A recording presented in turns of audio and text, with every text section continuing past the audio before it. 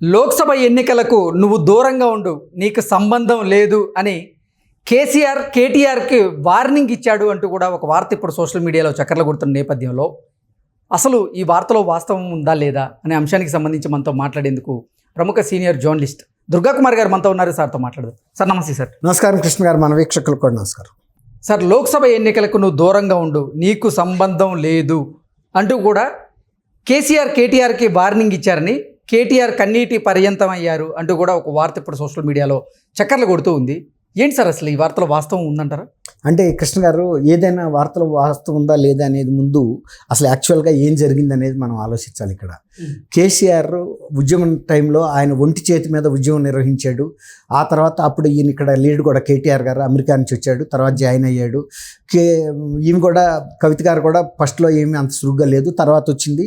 సరే, వీళ్ళిద్దరికీ ఆయన సంతానంగా ఒక ప్రత్యేకమైన హక్కుల ద్వారా ఇతర కన్నా కూడా ఎక్కువ ప్రాధాన్యతని పార్టీలో సంపాదించుకోగలిగారు. అలాగే పదవులు కూడా పొందారు ఇద్దరు కూడా.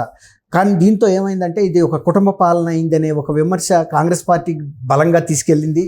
తర్వాత మేనల్లుడు హరీష్ రావుకి ఇచ్చాడు. అట్లాగే ఇంకొక ఆయన పేరేంటి వినోద్ కుమార్, ఇలాంటి దగ్గర బంధువులు, తోడల్లుడు కొడుకులు సంతోష్ కుమార్, ఇలాంటి వాళ్ళందరూ సరే పార్టీలో సురుగ్గా ఉన్నారు, ప్రముఖ స్థానాల్లో ఉన్నారు.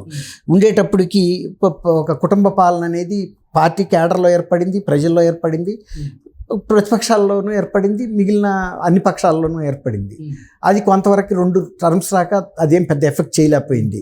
కానీ కేసీఆర్ గారు ఇప్పుడు పదవిలోంచి దిగిపోయిన తర్వాత ఇప్పుడు ఈ ఫోన్ ట్యాపింగ్ వ్యవహారాల విషయాలు వచ్చేటప్పటికి కొన్ని అసంబద్ధమైన వ్యక్తులను కూడా ఫోన్ ట్యాప్ చేశారనేది అసలు సినిమా హీరోయిన్లకిను రాష్ట్ర ప్రభుత్వాలకి ఏమైనా సంబంధం ఉంటుందండి?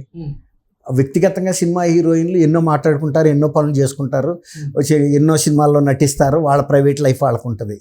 వాళ్ళని కూడా ట్యాప్ చేసేయాల్సినంత అవసరం తెలంగాణ ప్రభుత్వానికి ఏముందండి? అందులో ఉద్యమ స్ఫూర్తితో వచ్చిన ప్రభుత్వం ఇది. అసలు వాళ్ళకి అసలు ఏమాత్రం సంబంధం లేని అంశం కూడా ఇవన్నీ కూడా రకరకాల మలుపులు తిరుగుతూ, తర్వాత కవిత గారిదేమో ఈ లిక్కర్ కుంభకోణంలో అరెస్ట్ అవటం, ఇవన్నీ పార్టీకి చాలా సుడిగుండాల్లాగా తయారైంది. అంటే పార్టీ గొక్క తిప్పుకోలేకపోతుంది. ఎలా సమర్థించుకోవాలి ఏంటి?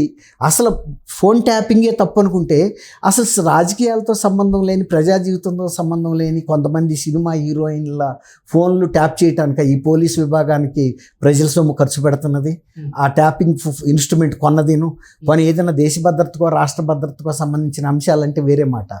అంటే ఈయన మీద ఆల్రెడీ కొంతమంది హీరోయిన్లతో ఈయనకి కొన్ని ప్రత్యేకమైన రిలేషన్స్ ఉన్నాయనే ప్రచారం కూడా బాగా జరిగింది అక్కడ, ఫామ్ హౌస్ ఇవన్నీ కూడా. దాంతో పార్టీ వాళ్ళ సమాధానం చెప్పుకోలేని పరిస్థితిలో పడింది. తర్వాత చంద్రబాబు నాయుడు విషయంలో అనవసరంగా కేటీఆర్ గారు మాట్లాడటం అనేది అందరూ షాక్కు గురయ్యారు. చంద్రబాబు నాయుడు ఏమి వివాదమైన వ్యక్తి కాదు, లేకపోతే దుష్పరిపాలన చేసి ఆయన ఏమి ఓడిపోలేదు. ఇవాళ మీరు ఓడిపోయినట్టు ఆయన కూడా ఓడిపోయాడు. ఓడిపోవటం ఏం పెద్ద పనిష్మెంట్ కాదు కదా. ప్రజలు మార్పు కోరుకుంటారు. ఇప్పుడు మీ నుంచి మార్పు కోరుకున్నారు, ఆయన నుంచి కోరుకున్నారు.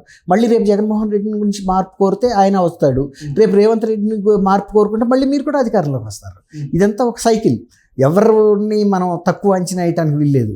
ఆ రోజున ఇక్కడ చంద్రబాబు నాయుడు గారికి సంబంధించిన అనుయాయులు, సానుభూతి పరులు, ఆయనతో లబ్ధి పొందిన వాళ్ళు చాలామంది ఈ రాష్ట్రంలో ఉన్నారని వాళ్ళకి తెలుసు కదా. కేటీఆర్ గారికి అంత రాజకీయ పరిజ్ఞానం లేని వ్యక్తి కాదు కదా. అనవసరం దాంట్లో తలబెట్టేసాడు. తలబెట్టడమే కాకుండా దాని మీద కేసులు కూడా పెట్టించారు ఐటీ వాళ్ళ మీద. ఐటీ వాళ్ళు వాళ్ళ మీరు మాట్లాడుతున్నారు, ఐటీ వాళ్ళకి వ్యక్తిగత స్వేచ్ఛ ఉండదు. ఆ చంద్రబాబు వాళ్ళకి వృత్తి కల్పించాడు, ఆయన అరెస్ట్ చేశారు, నిరసన చేయించారు. అప్పుడు మొన్న కవితని అరెస్ట్ చేయించారని కూడా తెలంగాణ మొత్తం నిరసన తెలియజేయమన్నారు కదా, బంద్ పాటించమన్నారు కదా. మీకొక న్యాయం, వాళ్ళకొక న్యాయమా? వాళ్ళ మీద కేసులు పెట్టించారు. అట్లా నిరసన తెలియజేసిన వాళ్ళ మీద కేసులు పెడితే కవితకి మద్దతుగా కనుక ఎవడన్నా బంద్ పాటిస్తే వాళ్ళ మీద కూడా కేసులు పెడతారని ఎవరు సహకరించాల. అందుకే అసలు కేటీఆర్ నీకు ఇప్పుడు తీవ్ర వ్యతిరేకత ఉంది, సో నువ్వు సైలెంట్గా ఉండు, ఒక్క నిమిషం అండి. ఇప్పుడు మీరు అన్న తర్వాత ఇప్పుడు కేసీఆర్ గారు కూడా ఆత్మ పరిశీలనలో వాళ్ళ కుటుంబమే పడిందండి. అసలు మన కుటుంబానికి ఇలాంటి పరిస్థితి ఎందుకు దాపరిచింది, ఒకప్పుడు మనం శాసించాము, ఇవాళ కవితని ఇక్కడ నుంచి తీసుకెళ్తే కూడా గతంలో అయితే నరికి ముక్కలు పోగులేస్తానని మాటలు అనగలరు. ఆ రోజు కూడా కవితను అరెస్ట్ చేసిన అధికారుల మీద ఆయన అనవసరంగా దురుసుగా ప్రవర్తించాడు. మీరు అధికారంలో 10 ఏళ్ళు ఉన్నప్పుడు అధికారుల పట్ల ఎలా ప్రవర్తించాలో మీకు తెలియదంటే అది ప్రజలు సహించరండి. తీసుకెళ్లే హక్కు వాళ్ళకు ఉంది, తీసుకెళ్తున్నారు, అదేం అల్టిమేట్ కాదు. తీసుకెళ్ళినందువల్ల చిరకాలం ఆమెనేం జైల్లో పెట్టలేరు. చంద్రబాబును కూడా 52 రోజులు మాత్రమే పెట్టగలిగాడు జగన్మోహన్ రెడ్డి గారు. ఆ తర్వాత న్యాయస్థానాలు ఇంటర్వ్యూన్ అయినా ఆయనకి బెయిల్ వచ్చింది. ఇట్లాగే ఇప్పుడు కవిత గారికి కూడా బెయిల్ వస్తుంది. ఢిల్లీ తీసుకెళ్తారు, వాళ్ళ హెడ్ క్వార్టర్ అక్కడ ఉంది కాబట్టి విచారణలో భాగంగా. దీనికి వీళ్ళు ఇంత ఉలుక్కు పడాల్సిన అవసరం ఏముందండి? మీకు తెలియదు ఆ చట్టం ఎలాంటిదో, న్యాయస్థానాలు ఏంటి, పోలీసులు ఏంటి, దర్యాప్తు సంస్థలు ఏంటి, సిఐడీలు ఏంటి, ఇవన్నీ మనకు కూడా ఉన్నాయి కదా పోలీస్ వ్యవస్థలు. ఇక్కడ కూడా విజిలెన్స్ ఉంది, యాంటీ కరప్షన్ ఉంది, ఏసీబీ అన్నీ ఉన్నాయి కదండి.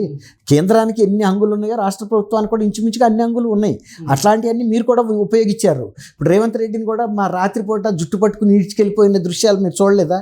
ఆ రోజున ఆ ఎస్ఐలు మీరు ఏమైనా సస్పెండ్ చేశారా? చేయాలి కదా. ఎవడైనా నాయకుడే కదా పార్టీ. అతను అతిక్రమించినప్పుడు మరి ఆ రోజు రేవంత్ రెడ్డి ఏమన్నా సవాల్ చేయగలిగాడా? ఈడ్చుకెళ్ళారు, వ్యాన్లో వేస్తారు, పట్టుకుపోయారు. అట్లాగే ఇప్పుడు ఆమెని అంత క్లియర్గా మీడియా సమక్షంలోనే తీసుకెళ్తున్నారు. ఆమెని అసభ్యంగా మాట్లాడలేదు, ఆమె పట్ల అసభ్యంగా ఏ విధమైన ఈ దౌర్జన్యపూరితంగా ప్రవర్తించాల. అదే పట్టుకొచ్చేసి మీరు రేపు సుప్రీంకోర్టులో ఇబ్బందులు పడతారని బ్లాక్మెయిల్ చేయటం, వాళ్ళ విధులకి ఆటంకం కలిగించడం అనేది. ఆయన సీనియర్ మంత్రిగా ఉన్నాడు. ఇందులో కేసీఆర్ గారికి తప్పు కూడా ఉందండి. కేసీఆర్ గారు కూడా ఈయన్ని ముఖ్యమంత్రి చేయాలనే ఉద్దేశం మీద తను వెనక్కి తగ్గి ఎక్కువ ప్రొజెక్షన్ కేటీఆర్ గారికి ఇచ్చాడు. కేటీఆర్ గారికి ఇచ్చినప్పుడు ప్రజలందరూ కూడా కేటీఆర్ గారిని ఒక ముఖ్యమంత్రి స్థాయిలో చూశారు, బాగా విలువగా, అంటే రేపు రాబోయే ముఖ్యమంత్రి అన్నట్టుగా. కానీ ఆయన చంద్రబాబు నాయుడు గారి విషయంలో ఎలక్షన్ ముందు జస్ట్ ఎలక్షన్లో గడపలో ఉన్నాయనగా ఆయన ఆ విధంగా ప్రవర్తించేటప్పటికి టీఆర్ఎస్కి చాలా దెబ్బ కొట్టింది. అది ఎవరు కూడా సరి చేయలేకపోయారు. ఇప్పుడు కూడా వాళ్ళ అంతర్గత శ్రేణుల్లో జరిగిన సంభాషణ ఏంటంటే, జరిగే సంభాషణ అసలు అనవసర పార్టీల్లో తలపెట్టి కేటీఆర్ గారు తీసుకొచ్చిన ఉపద్రవం పార్టీకి ఇది, లేకపోతే కనుక ఇంత వ్యతిరేకత రాపోయేది, అక్కడి నుంచే పార్టీ పతనం మొదలైందని చెప్తున్నారు. అట్లా ఇప్పుడు కేసీఆర్ గారు అంతర్మదనం చేసుకుంటున్నాడు ఆయన. ఇప్పుడు కూతురు జైల్లో ఉండటం అనేది ఎవరికైనా బాధాకరమైన విషయం ఖచ్చితంగా. అందులో ఆడపిల్ల, ఆ పిల్ల ఎంతైనా ఎవరి ముద్దు వాళ్ళకు ఉంటుంది కదండి. ఇప్పుడు షర్మిల్ గారు రాజశేఖర్ రెడ్డి గారికి ముద్దు బిడ్డ. ఆ అమ్మాయిని క్రేన్ బండిలో కారులో కూర్చున్నప్పుడే క్రేన్తో లేపి తీసుకెళ్ళిపోయారు. ఆ రోజు కూడా ఆడబిడ్డకి జరిగిన దీని పట్ల వాళ్ళు కూడా కన్నీళ్ళు పెట్టుకుంటారు కదండి. ఇప్పుడు షర్మిల్ గారు ఒకటి, కవిత గారు ఒకళ్ళు కాదు. కవిత గారికి ఎంత ప్రాధాన్యత ఉందో, కవిత గారిని ఎంత లాడ్గా చూడాలో షర్మిలకి చూడాలి, అంతే కదా. ఆమె కూడా ఒక ముఖ్యమంత్రి, మాజీ ముఖ్యమంత్రి కూతురు. ఇవాళ ఈమె కూడా మాజీ ముఖ్యమంత్రి కూతురు.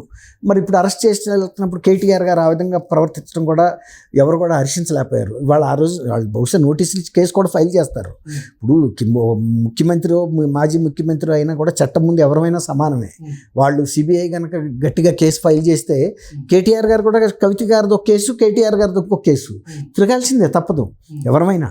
అట్లా ఇప్పుడు ఎట్లా ఉంటుందంటే కేసీఆర్ గారి పరిస్థితి, ఇవన్నీ చర్చించుకున్న తర్వాత అసలు వీళ్ళిద్దరూ లేని రోజుల్లోనే నేను బాగా పార్టీని నడిపాను, వీళ్ళిద్దరూ వచ్చిన తర్వాత ఈ విధంగా 2 బాధలు కొనుక్కొచ్చారు నాకు అనే అంతర్మతంలో పడి ఒక రకంగా నేనే ఫేస్ చేస్తాను ప్రజల ముందు. ఎందుకంటే ప్రజల నాడేంటో ఈయన పట్టుకోగలడు, ఈయన హృదయం ఏంటో ప్రజలకు తెలుసు. కాబట్టి వీళ్ళిద్దరూ డైరెక్ట్గా ఉన్నారనుకోండి, ఇప్పుడు కొంత ఏదైనా మేలు జరిగే ఉద్దేశం ఆయనకి ఒక ఆశ ఉండొచ్చు. అట్లయితే కేటీఆర్ని ఈ ఎన్నికలకు దూరంగా ఉండమని కేసీఆర్ చెప్పుండొచ్చా, వార్నింగ్ ఇచ్చుండొచ్చా? కేటీఆర్ ఎవరండి? ఆయన కొడుకే కదండి. కేటీఆర్ అనేది మనందరికీ గొప్ప వ్యక్తి. ఏది బీఆర్ఎస్లో ప్రముఖ వ్యక్తి, next chief minister, almost equal to chief minister అని ఎట్లా అయ్యాడు ఆయన? కేసీఆర్ గారు ఇచ్చిన ప్రాధాన్యత వల్ల అయ్యాడు. కేసీఆర్ గారు స్వయంగా తండ్రి ఎప్పుడైనా సరేనండి బిడ్డని భుజాల మీద నుంచోబెట్టుకుని ఇంకా ఎక్కువ దేశం కనపడేటట్టు చూపిస్తాడు. అదే కేసీఆర్ గారు చేశాడు. బిడ్డ నాకన్నా పైకి ఎదగాలని భుజాల మీద పెట్టుకున్నాడు. భుజాల మీద పెట్టుకున్న తర్వాత ఆయన సరైన ప్రవర్తన లేకపోవటం వలన ఇవాళ ఈ రకమైన సమస్యలు వచ్చిందని తండ్రిగా ఆయన చెప్పుండొచ్చు, బాబు వద్దురా నువ్వు దూరంగా ఉండు, ఎట్లాగూ కవిత అయితే రాలేదు, కనీసం ఒంటరిగానే వెళ్తాడు, కొంత సానుభూతి అన్న ఉంటుందిగా పెద్ద ఆయనని, అందులో హిప్ ఇరిగిపోయింది మన బోను. ఇప్పుడు కేసీఆర్ గారు ప్రజలతో సంబంధంతో వచ్చిన వ్యక్తే కానీ ఆయన తండ్రి చీఫ్ మినిస్టర్ కాదు కదండి. జగన్మోహన్ రెడ్డి గారి తండ్రి అంటే చీఫ్ మినిస్టర్, అది ఉపయోగించుకొచ్చాడు. కేసీఆర్ గారి తండ్రి మామూలేని ఆయన ప్రజల్లో నుంచి ఉద్యమం నిర్మించుకుంటా ఎదిగాడు. అట్లా అంతకన్నా తనకన్నా పిల్లల్ని పైకి పెంచాలని ఏ తండ్రి ఆశించినట్టే ఆయన ఆశించాడు, కానీ అది ఉపయోగపడలేకపోయింది. అందుకని ఇప్పుడు ఆయన రియలైజ్ అయ్యి నా ప్రజలతో నేనే స్వయంగా మమేకం అవుతాను, ఏ శిక్ష విధి ఇచ్చినా పడతాను, పదవి ఇస్తే పదవిలోకి వస్తాను, లేదు తిప్పి నేల మీద వేసి కొడితే నేల మీద పడి ఉంటాను. ఇప్పుడు ఆయన జీవితంలో అన్నీ చూసేసాడు కదండి, ఆయన ఎక్కని ఎత్తు లేదు దిగని లోతు లేదు, కాబట్టి ఉండొచ్చు.